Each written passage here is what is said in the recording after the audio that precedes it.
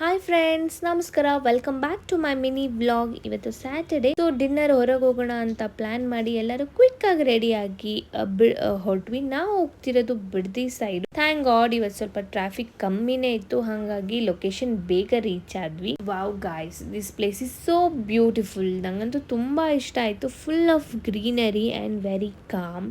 Traffic, ಊರಿಂದ ಆಚೆ, ಹಾಗಾಗಿ ಈ ಪ್ಲೇಸ್ ನನಗೆ ತುಂಬ ಇಷ್ಟ ಆಯಿತು. ಈ ಪ್ಲೇಸಸ್ದು ಬಂದು ರಾಸ್ತಾ ಅಂತ, ನಿಮಗೆ ಗೂಗಲ್ ಸರ್ಚ್ ಮಾಡಿದ್ರೆ ಸಿಗುತ್ತೆ. ಮಧ್ಯಾಹ್ನ ಏನು ಊಟ ಮಾಡಿಲ್ಲ, ಸೊ ಹೊಟ್ಟೆ ಫುಲ್ ಹಸಿತಿತ್ತು. ಹಾಗಾಗಿ ಫಸ್ಟು ಒಂದು ಚೀಸ್ ಕೇಕ್ ತೊಗೊಂಡ್ವಿ, ಆಲ್ಮೋಸ್ಟ್ ಖಾಲಿ. ಬ್ರೋಕ್ಲಿ 65 ಇದು ಅಮೇಝಿಂಗ್ ಆಗಿದೆ, ಸೇಮ್ ನಾನ್ ವೆಜ್ ಥರ. This is pasta.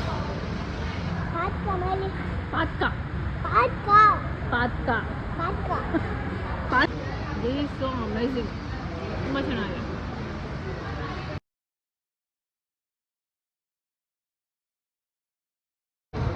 ಫೈನಲಿ ಊಟ ಎಲ್ಲ ಮುಗೀತು. Delicious food.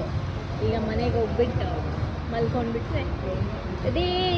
ಹೀಗೆ ಒಂದು ಒಳ್ಳೆಯ ಊಟ, ಕ್ವಾಲಿಟಿ ಟೈಮ್ನ ಸ್ಪೆಂಡ್ ಮಾಡಿ ವಾಪಸ್ ಮನೆ ಕಡೆ ಹೊರಟ್ವಿ.